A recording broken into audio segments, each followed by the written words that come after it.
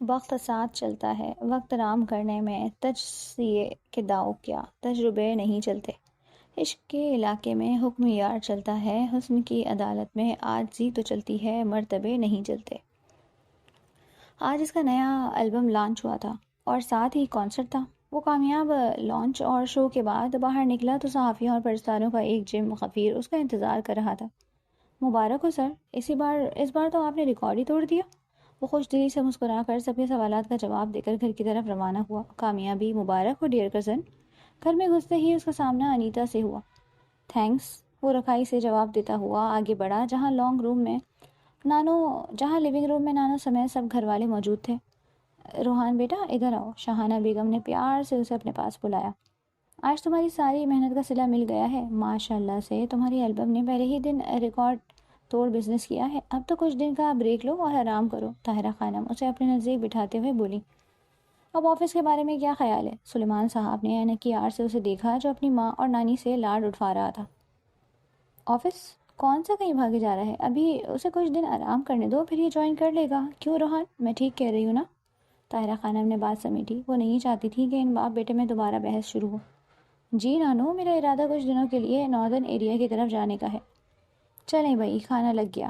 شکورن بوا کو آتا دیکھ کر شاہانہ بیگم نے کھڑے ہوتے ہوئے سب کو مطلع کیا تو سب ہی کھڑے ہو کر ڈائننگ روم میں آ گئے۔ روحان کی کانسرٹ اور البم لانچ کی خوشی میں شاہانہ بیگم نے اچھا خاصا اہتمام کیا ہوا تھا۔ علیزے کہاں ہے؟ سلیمان صاحب نے شکورن بوا سے سوال کیا۔ وہ کہاں ہمارے ساتھ کھانا پینا پسند کرتی ہے، اس کے تو سونے جاگنے کھانے پینے کا سب حساب کتاب الگ ہے۔ شاہانہ بیگم نے منہ بنایا۔ آج ویکینڈ ہے، وہ گھر پر ہی ہوتی ہے، آپ کم سے کم اسے بلوا تو بھیج دیتی۔ وہ بھی اپنی شریک حیات کی رگ رگ پہچانتے تھے۔ انہیں اچھی طرح سے علم تھا کہ شاہانہ بیگم جان کر علیزے کو اس گھر سے دور انیکسی تک محدود رکھ رہی ہیں۔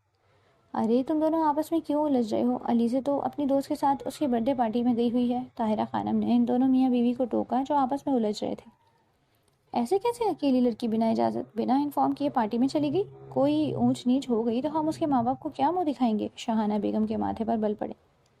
مجھ سے اجازت لے کر گئی ہے، اکیلی نہیں، اس کی سہیلی اور اس کا بھائی اسے لینے آئے تھے، واپس بھی وہی ڈراپ کریں گے، طاہرہ خانم نے تفصیل سے بتایا۔ روحان جو خاموشی سے بریانی کھا رہا تھا اس نے اپنا چمچ پلیٹ میں واپس رکھا اور کھڑا ہو گیا۔ کہاں، کم سے کم کھانا تو کھا لو، انیتا نے اسے ٹوکا۔ میں تھکا ہوا ہوں، بس اب سونا چاہتا ہوں، اس نے سپاٹ لہجے میں جواب دیا اور سب کو شب بخیر کہتا ہوا اپنے کمرے میں چلا گیا۔ پچھلے 10 دنوں سے اس نے بالکل بھی آرام نہیں کیا تھا۔ رات گئے تک جاگنا، اسٹوڈیو میں ریکارڈنگ کرنا، مصروفیات نے اسے بری طرح تھکا دیا تھا۔ شہر کے ایک مشہور 5 اسٹار ہوٹل میں حورب نے اپنی برتھ ڈے پارٹی رکھی تھی جس میں اس کے قریبی دوست احباب کے ساتھ ماہی، علیزے اور کچھ مزید یونی فیلو شامل تھی۔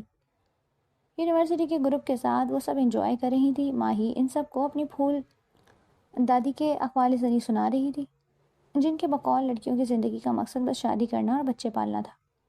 علیزے کی بچی، تمہیں میری دادی کے اقوال پر بڑی ہنسی آ رہی ہے؟ ماہی نے علیزے کے شانے پر ایک زوردار دھموکا چڑھا جس سے علیزے کے ہاتھ میں موجود گلاس سے جوس چھلک کر اس کے کپڑوں پر گر گیا۔ ہنسو نہیں تو اور کیا کروں؟ ایمان سے تمہاری عقل پکی پکی تمہارے ٹخنوں میں ہے جو اپنے گھر کی باتیں سب کو سنا رہی ہو۔ علیزے ہنستے ہوئے ٹیشو پیپر سے اپنی قمیض صاف کرتے ہوئے بولی۔ پھر تمہاری عقل تو پکا تمہارے ٹخنوں سے بھی نیچے لٹک رہی ہوگی کہ بقول پھول دادی لمبی لڑکیوں کی عقل ٹخنوں میں ہوتی ہے۔ ماہی نے بھی ہنستے ہوئے علیزے کے لمبے قد پر چوٹ کی جو 5 فٹ 7 انچ تھا۔ یار یہ کیا، تم دونوں عقل سے پیدل ہوتی جا رہی ہو؟ اور علیزے اتنا اچھا ڈریس خراب ہو جائے گا، واش روم جا کر پانی سے دھو لو ورنہ داغ رہ جائیں گے۔ اور اپنے ان دونوں کو ٹوکا جو بچوں کی طرح لڑ رہی تھی ایک دوسرے کے کاندھوں پر ہاتھ مارتے ہوئے۔ اچھا بابا نہیں لڑتے، ماہی نے دونوں ہاتھ اٹھا کر ہتھیار ڈالے۔ چلو اٹھو علیزے، واش روم کا چکر لگا کر آتے ہیں۔ ماہی نے اسے کھڑے ہونے کا اشارہ کیا۔ دونوں نے واش روم میں جا کر علیزے کی قمیض پانی سے صاف کی اور دوبارہ پارٹی روم میں جانے لگی تو ان کے سامنے سفید گڑگڑاتے کرتا شلوار میں ملبوس دراز قد حمزہ شہباز آ کھڑا ہوا۔ اب کیسی طبیعت ہے آپ کی؟ اس نے سنجیدگی سے علیزے سے پوچھا۔ جی؟ علیزے نے حیرت سے اسے دیکھا۔ اس دن آپ ڈنر پر نہیں آئی، حورب نے بتایا کہ آپ کی طبیعت ناساز تھی، خیریت؟ اس کی نظریں علیزے کے سبھی چہرے پر گڑی ہوئی تھی۔ بس وہ علیزے کی سمجھ میں نہیں آیا کہ کیا جواب دے، اسے اس طرح حمزہ کا باس پرس کرنا الجھا رہا تھا۔ مس علیزے، اگر آپ کو کبھی بھی کوئی پریشانی یا پرابلم ہو تو خود کو اکیلا مت سمجھے گا، آپ حورب کی دوست ہیں اور بلا جھجک مجھ سے یا حورب سے اپنی پریشانی شیئر کر سکتی ہیں۔ اس نے ٹھہرے ہوئے لہجے میں اس کی بات مکمل کی اور انہیں جانے کا راستہ دیا۔ علیزے یہ کیا تھا؟ چند قدم دور جا کر ماہی نے سنجیدگی سے سوال کیا۔ پتہ نہیں، اس دن حورب نے ڈنر پر انوائٹ کیا تھا تو میں نے اپنی طبیعت کی خرابی کا بہانہ بنا کر انکار کر دیا، شاید اسی لیے حمزہ بھائی طبیعت پوچھ رہے تھے۔ علیزے کا جواب سن کر ماہی کو تھوڑی تسلی ہوئی۔ بہانہ؟ تو کیا اس دن تمہاری طبیعت خراب نہیں تھی؟ بہانہ کیوں کیا؟ ماہی نے اس کے الفاظ پکڑ لیے۔ علیزہ نہیں چاہتی تھی کہ اس کی دوست اس کو جھوٹا یا غلط سمجھے، اس لیے اس نے مناسب الفاظ میں اس دن کی رودات ماہی کو سنا دی۔ یا میرے اللہ، علیزہ تم یہ سب کیوں برداشت کر رہی ہو؟ اپنے امی بابا کو بتاتی کیوں نہیں؟ کیا فائدہ ہے اتنی صبر و برداشت کرنے کا؟ ماہی کا غصے سے برا حال تھا۔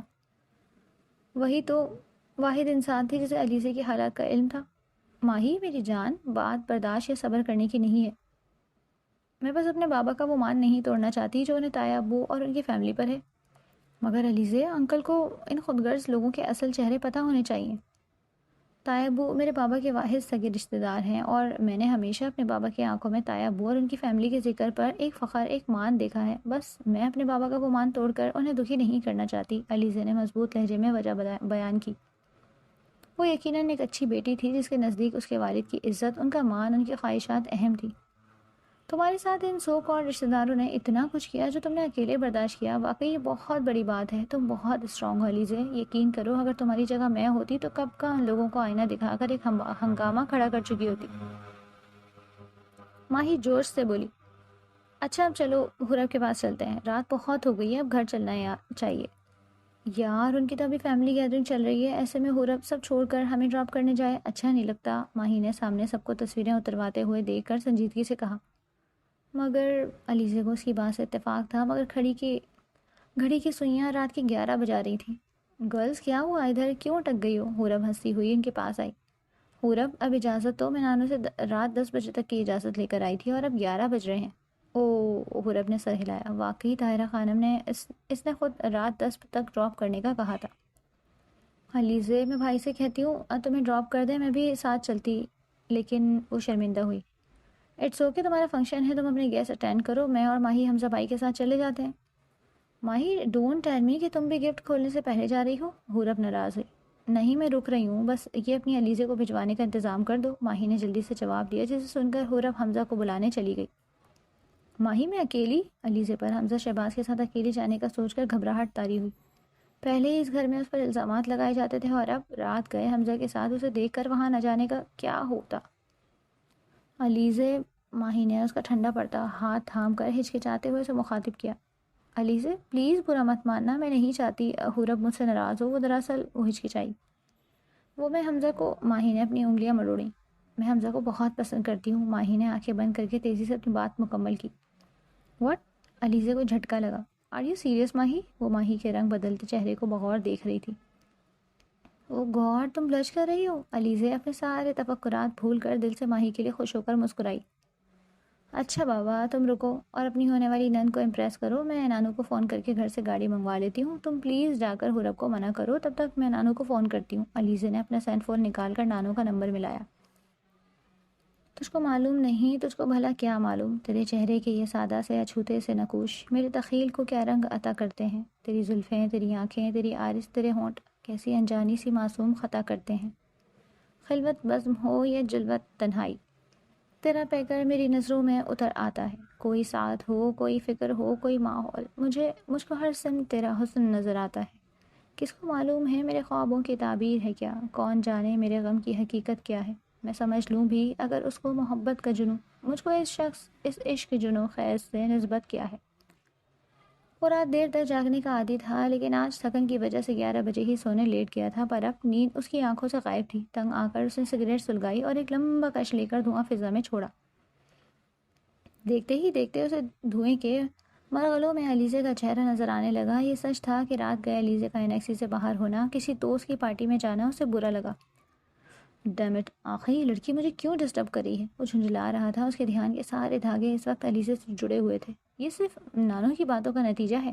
اس نے اپنی بے چینی کی وجہ تراشی اور تنگ آ کر سگریٹ کے راکھ ایش ٹرے میں بجھا کر کمرے سے نکلا۔ ارادہ کچن میں جا کر شکورن بوا سے اسٹرانگ بلیک کافی کی فرمائش کرنے کا تھا۔ وہ سیڑھیاں اتر کر نیچے آیا ہی تھا کہ نانو اسے دیکھ کر خوش ہو گئی۔ روحان بیٹا کیا تم ہوٹل سے علیزے کو پک کر لو گے؟ بچی کا فون آیا تھا، پارٹی تو رات دیر تک چلے گی، وہ گھر آنا چاہ رہی ہے، اب اس وقت تو ڈرائیور کو بھی چھٹی دے دی ہے، تو اگر تم… اماں روحان تھکا ہوا ہے، آپ بھی خواہ میرے بچے کو پریشان کر رہی ہیں، اور ویسے بھی اتنا بڑا سپر اسٹار ایک معمولی لڑکی کو پک کرتا اچھا لگے گا؟ شاہانہ بیگم نے ناگواری سے ٹوکا۔ سلیمان سونے جا چکا ہے، روحان کو تم جانے نہیں دے رہی، ڈرائیور کو بھی اللہ جانے آج تم نے اتنی جلدی چھٹی کیوں دے دی؟ اب اس بچی سے میں کیا کہوں؟ مائی ڈیئر نانو، اب وہ اتنی بھی بچی نہیں، آپ اسے کہیں کریم کیب کال کرے اور آ جائے۔ انیتا نے چڑ کر بحث کو سمیٹنا چاہا۔ ٹھیک ہے، جیسے تم سب کی مرضی۔ طاہرہ خانم نے تعصب سے روحان کو دیکھتے ہوئے علیزے کو کال ملائی۔ علیزے بیٹی، ڈرائیور جا چکا ہے، تم ایسا کرو اپنی سہیلی کے بھائی کے ساتھ ہی آ جاؤ، ویسے بھی وہ بچہ تو پہلے ہی تمہیں ڈراپ کرنے کی آفر کر چکا تھا۔ وہ علیزے سے بات کر رہی تھی اور روحان کے ماتھے پر شکنیں ابھر رہی تھیں۔ اس نے برق رفتاری سے کاؤنٹر پر رکھی چابیوں میں سے اپنی گاڑی کی چابی اٹھائی اور تیز رفتاری کے سارے ریکارڈ توڑتے ہوئے اپنی سرخ اسپورٹس کار میں اسے 5 اسٹار ہوٹل کی طرف روانہ ہو گیا۔ نانو سے بات کر کے علیزے نے فون رکھا۔ اتنی رات گئے وہ حمزہ شہباز کے ساتھ جانے کا رسک نہیں لینا چاہتی تھی، اس لیے کچھ دیر ٹھہر کر اس نے ہمت کی اور اللہ کا نام لے کر حورب اور ماہی کو خدا حافظ کہہ کر باہر کی طرف بڑھی۔ وہ دونوں بھی یہی سمجھیں کہ شاید اس کا ڈرائیور آ گیا ہوگا۔ علیزے کا ارادہ باہر جا کر کوئی ٹیکسی یا رکشہ لینے کا تھا۔ سامنے پھیلی لمبی سڑک پر اس وقت اکا دکا گاڑیاں ہی نظر آ رہی تھیں۔ وہ مین پارکنگ میں کھڑی چاروں طرف دیکھ رہی تھی۔ جب کچھ مہمانوں کو رخصت کر کے واپس آتا ہوا حمزہ اسے دیکھ کر چونکا۔ آپ اکیلے ادھر کیا کر رہی ہیں؟ وہ میری گاڑی نہیں آئی تو ٹیکسی… او گاڈ علیزے، آپ نے ایسے اکیلے جانے کا سوچا بھی کیسے؟ اگر گاڑی نہیں آئی تھی تو آپ کو حورب کو یا مجھے بتانا چاہیے تھا۔ آپ ہماری گیسٹ ہیں، ہماری ذمہ داری ہیں، ایسے کیسے رات گئے آپ کو میں اکیلے جانے دوں؟ حمزہ شہباز سخت خفا ہوا۔ آپ ادھر ہی رکے، میں گاڑی لاتا ہوں۔ اس نے علیزے کو رکنے کا اشارہ کیا اور پارکنگ میں کھڑے گاڑی لینے چلا گیا۔ روحان تیز رفتاری کے سارے ریکارڈ توڑتا ہوا آدھے گھنٹے کا راستہ 15 منٹ میں طے کر کے ہوٹل پہنچا تو سامنے ہی وہ دشمن جاں اس حمزہ شہباز کے ساتھ کھڑی نظر آئی۔ اس کے سنگلاخ چہرے پر غصہ ابھر آیا۔ اس سے پہلے کہ وہ سامنے سے آتی حمزہ شہباز کی گاڑی میں بیٹھتی، روحان کی سرخ اسپورٹ کار سائڈ سے نکلی اور اس کے بالکل نزدیک آ کر رکی۔ وہ برق رفتاری سے دروازہ کھول کر اترا اور علیزے کا ہاتھ پکڑ کر بنا کچھ کہے اسے گھسیٹتا ہوا کار میں پٹک کر تیزی سے اپنی کار آگے بڑھا کر لے گیا۔ یہ سب اتنی تیزی سے ہوا تھا کہ علیزے کو سنبھلنے کا موقع تک نہیں ملا، اس کا ذہن معاف سا ہو گیا۔ دوسری طرف روحان ہاف ٹی شرٹ اور بلیک ٹراؤزر میں ملبوس، چہرے پر چٹانوں کی سی سختی لیے اندھا دھند ڈرائیونگ کر رہا تھا۔ اس کے ہونٹ بھیجے ہوئے تھے، آنکھوں سے جیسے شرارے نکل رہے تھے۔ یہ ایک کڑی حقیقت تھی کہ اسے علیزے کے ساتھ حمزہ شہباز کو دیکھنا برداشت نہیں ہوا۔ آپ یہاں؟ علیزے نے اسے دیکھا۔ کیوں؟ کیا میرے آنے سے تمہارا پلان ڈسٹرب ہوا؟ اس نے سرد لہجے میں پوچھا۔ آپ… علیزے کو اس کی بات تازیانی کی طرح لگی۔ تم یہاں پڑھنے آئی ہو نہ کہ پارٹیز اٹینڈ کرنے اور دوستی یاری کرنے۔ آئندہ میں تمہیں رات کو کسی بھی پارٹی وغیرہ میں نہ دیکھوں۔ اس نے تنبیہ کرتے ہوئے اسے دیکھا تو ایک لمحے کو نگاہیں اس کے چہرے پر جم سی گئیں۔ سیاہ ایمبرائڈری کے انارکلی فراک اور تنگ پجامے میں علیزے کی گوری رنگت دمک رہی تھی۔ لمبے بالوں کی گھنی چٹیاں آگے سینے پر پڑی ہوئی تھی اور اس پر علیزے کی گھنیری پلکیں اور کپکپاتے ہوئے سرخ لب۔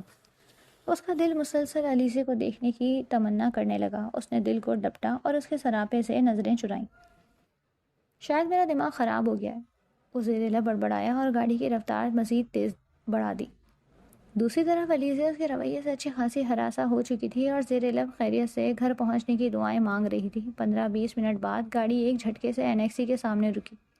اترو، روحان نے سنجیدگی سے اسے اترنے کا حکم دیا اور علیزے کی گاڑی سے اتر کر NXT کے اندر جا کر دروازہ بند کر لینے تک وہ وہیں رکا رہا۔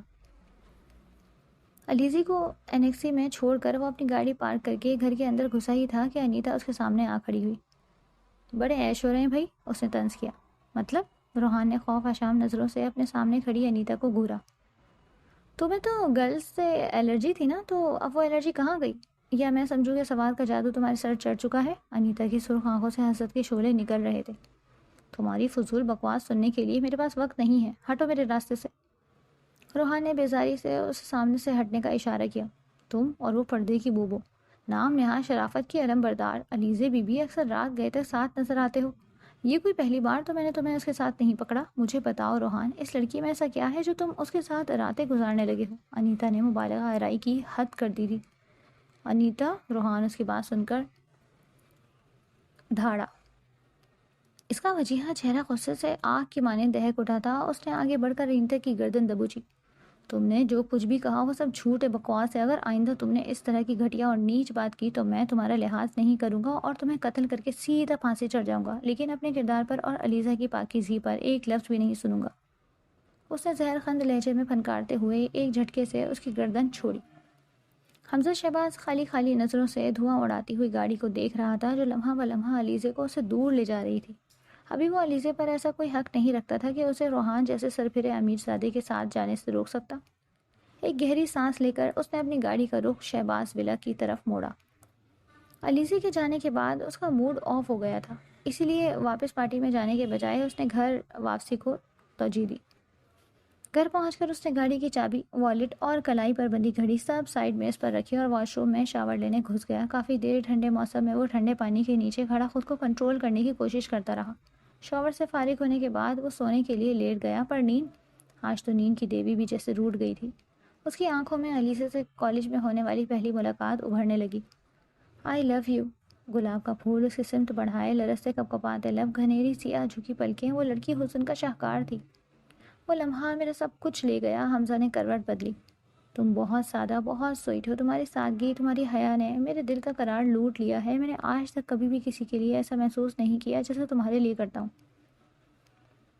وہ سوچوں میں علیزہ سے مخاطب تھا، اس کی جھکی جھکی پلکوں اور چہرے کی سرخی کو یاد کر رہا تھا. تنگ آ کر وہ بستر سے اٹھا اور باہر بیلکنی میں جا کر کھڑا ہو گیا. پورے چاند کی رات تھی. چٹکی ہوئی چاندنی نے ماحول پر ایک فسوں طاری کر رکھا تھا. وہ بغور چاند کو دیکھ رہا تھا جس میں اب اسے علیزے کا چہرہ نظر آنے لگا تھا. ہر بار سوچتا ہوں تم سے اپنے دل کی بات کروں گا، اظہار محبت کروں گا، پھر تمہارے حسین چہرے پر اپنے نام کا گلال پھیلتا ہوا دیکھوں گا. کتنا حسین ہوگا وہ منظر، وہ جسے کھو سا گیا تھا. لیکن تمہاری معصومیت مجھے اظہار کرنے سے روکتی ہے. وہ ریلنگ پر ہاتھ رکھے آسمان پر چمکتے ہوئے چاند کو دیکھتے ہوئے اپنی سوچوں میں اس قدر مگن تھا کہ اسے اپنے آس پاس کھڑی ہوتی حورب کا پتہ ہی نہیں چلا. تمام مہمانوں کو رخصت کر کے رات گئے ممی کے ساتھ حورب گھر آئی تو پارکنگ میں حمزہ کی گاڑی کھڑی دیکھی. دیکھا مما، میں نے کہا تھا نا کہ بھائی گھر چلے گئے ہوں گے، اس نے جتایا. مسز شہباز حمزہ کی وجہ سے جلد واپس آئی تھی. بس اب آپ بھائی کی شادی کر دیں، ورنہ بور تو وہ ہیں ہی، مزید سڑیل بھی ہو جائیں گے. حورب کی لن ترانی جاری تھی. مسز شہباز کانوں کو ہاتھ لگاتی ہوئے اپنے کمرے میں چلی گئی. حورب سیدھی حمزہ کے کمرے میں آئی. وہ اسے سوچوں میں گم بیلکنی میں کھڑا نظر آیا. وہ دبے قدموں چلتی ہوئی اس کے پاس آ کر کھڑی ہوئی. بھائی. کچھ لمحوں بعد اس نے حمزہ کو پکارا تو وہ چونک کر سیدھا ہوا. تم کب آئی؟ بھائی ایک بات کہوں؟ حورب نے اسے بغور دیکھا. منع کروں گا تو تم نے کون سا رک جاؤ گی؟ کہو. حمزہ نے اپنی چھوٹی بہن کو گھورا جو کسی شیطان کی خالہ سے کم نہیں تھی. بھائی پتہ ہے اگر میں کبھی کسی کو پسند کروں گی تو آپ کی طرح یوں بیلکنی میں اکیلے کھڑے ہو کر چاند کو دیکھ دیکھ کر آہیں بھرنے اور وقت برباد کرنے کے بجائے سیدھا سیدھا جا کر اسے اپنے جذبات، اپنے احساسات سب بتا دوں گی. وہ چھوٹی ضرور تھی پر بچی نہیں تھی. حورب. حمزہ شہباز نے تنبیہ کرتی نگاہوں سے اسے گھورا. اچھا اندر تو آئیں. وہ اس کا ہاتھ پکڑ کر زبردستی اسے گھسیٹتی ہوئی کمرے میں لائی. بھائی علی سے بہت پیاری لڑکی ہے، اور ایسی اچھی لڑکیاں زیادہ دیر ٹکتی نہیں ہیں، ان کے رشتے طے ہو جاتے ہیں. اس لیے اگر آپ سیریس ہیں تو پھر مما سے بات کریں اور اپنا رشتہ بھیج دیں. حورب نے سمجھایا.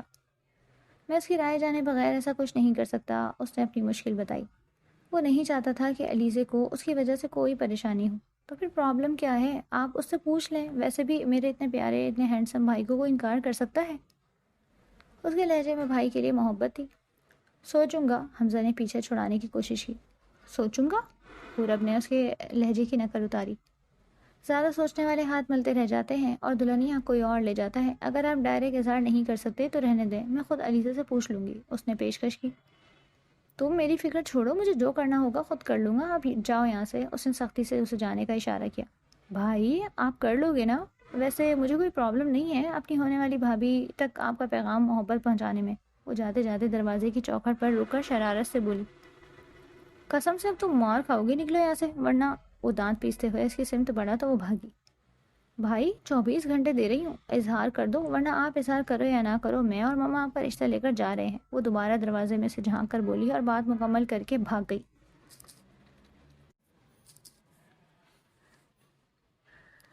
کلاس آف ہونے کے بعد علیزے اور ماہی دونوں ہی کینٹین کی طرف آ گئی تھیں. سیمسٹر اپنے اختتام پر تھا تو پروفیسر نے بھی سب اسٹوڈنٹس کو بلا کر رکھ دیا. آئے دن کوئی نہ کوئی نیا اسائنمنٹ کوئز لیب ان کے لیے تیار ہوتی تھی، ویسے بھی سیکنڈ ایئر اب اختتام پر تھا۔ یہ حورب کہاں رہ گئی؟ کینٹین پہنچ کر علیزہ نے چاروں طرف دیکھا۔ کینٹین طلباء و طالبات سے کھچا کھچ بھری ہوئی تھی۔ چلو باہر گارڈن میں چلتے ہیں، علیزہ رش سے گھبرا کر بولی۔ اب حورب کو یہی ملنے کا کہا تھا، اگر وہ ہمارے جانے کے بعد آئی تو اسے ہم ڈھونڈنے میں مشکل ہوگی۔ ماہی نے اعتراض کیا۔ تو پھر کیا کریں؟ رش دیکھ رہی ہو کتنا ہے، کینٹین پوری مچھلی بازار بنی ہوئی ہے، وہ الجھی۔ تم یہیں رکو، میں جلدی سے لیب میں دیکھ کر آتی ہوں، ماہی نے چٹکی بجائی۔ جلدی آنا، علیزہ نے جاتی ہوئی ماہی کو آواز لگا کر کہا۔ ماہی کے جانے کے بعد وہ ایک کونے پر دیوار سے ٹیک لگا کر کھڑی ہو گئی۔ حمزہ شہباز کا فائنل ہو چکا تھا، اب تو وہ ہاؤس جاب میں مصروف تھا، پر آج وقت نکال کر کالج میں خاص طور پر علیزہ سے ملنے اور اپنے بارے میں اس کی رائے جاننے کے لیے آیا تھا۔ اسے حورب نے ہی علیزہ کی کینٹین میں ہونے کی اطلاع دی۔ وہ متلاشی نگاہوں سے کینٹین میں اسے دیکھ رہا تھا جب اس کی آنکھوں میں تراوٹ اتر آئی۔ ایک کونے پر دیوار سے ٹیک لگائے، سر پہ سلیقے سے دوپٹہ اوڑھے وہ علیزہ ہی تھی۔ اس نے قدم علیزہ کی سمت بڑھائے، پھر رک گیا۔ میں اسے یہ سب کیسے کہوں گا؟ وہ ایک باحیا مشرق کی لڑکی ہے، کیا پتہ اسے برا لگ جائے۔ نہیں، یہ مناسب نہیں۔ وہ ایک ستون کی آڑ میں رک گیا۔ میسج کروں؟ پر میسج میں اظہار محبت؟ یہ آئیڈیا بھی اس نے رد کر دیا۔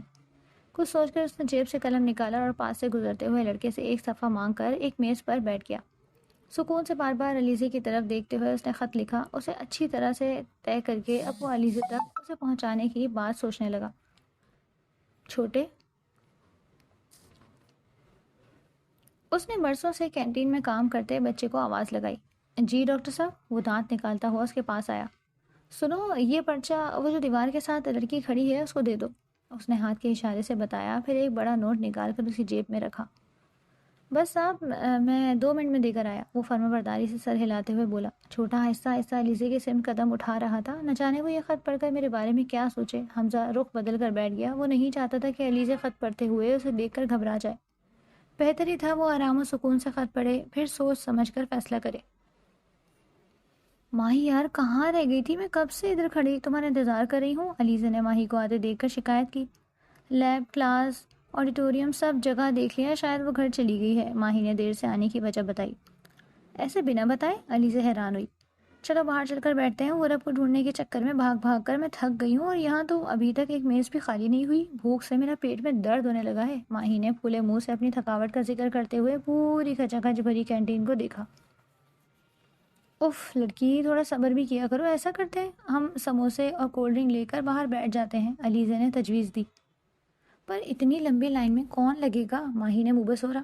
تم یہیں رکو، علیزہ نے اپنے بیگ سے پیسے نکال کر بیگ ماہی کو پکڑایا۔ میں آرڈر کر کے آتی ہوں۔ وہ کاؤنٹر کی طرف چلی گئی اور ماہی سکون سے اس کی چھوٹی جگہ پر ٹیک لگا کر کھڑی ہو گئی۔ باجی، کینٹین میں کام کرنے والے چھوٹے نے ماہی کو پکارا۔ باجی، یہ آپ کے لیے حمزہ بھائی نے دیا ہے، اس نے ماہی کے متوجہ ہونے پر وہ پرچہ اسے پکڑایا اور حمزہ شہباز کی میز کی طرف اشارہ کر کے اسے بتایا۔ حمزہ؟ ڈاکٹر حمزہ شہباز؟ ماہی نے بے یقینی سے پوچھا۔ جی باجی، وہی، وہ دیکھیں ادھر۔ چھوٹا اپنا کام کر کے چلا گیا۔ دھک دھک کرتے دل کے ساتھ ماہی نے اپنے ہاتھ میں پکڑے پرچے کو دیکھا، پھر علیزہ کو آتے دیکھ کر جلدی سے وہ خط اپنے بیگ میں گھسیٹ دیا۔ یہ لو، بڑی مشکل سے لائی ہوں، علیزہ نے پلیٹ اس کی طرف بڑھائی۔ چلو باہر گارڈن میں بیٹھتے ہیں، علیزہ اسے لیے باہر آئی۔ وہ دونوں ٹنکی کے پاس اپنی مخصوص جگہ پر بیٹھ گئیں۔ کہاں تو بھوک بھوک کا شور مچا رکھا تھا، اور اب دیکھو بھلا سارے سموسے ٹھنڈے ہو رہے ہیں، اس کے غائب دماغی پر علیزہ نے اسے ٹوکا۔ علیزہ، مجھے گھر میں ایک بہت ضروری کام ہے، میں پھر ملتی ہوں۔ ماہی سے صبر نہیں ہو رہا تھا، وہ گھر پہنچ کر سکون سے وہ خط پڑھنا چاہتی تھی، پر بس یار، ٹیک کیئر، بائے، وہ خدا حافظ کہہ کر وہاں 1 منٹ بھی نہیں ٹھہری۔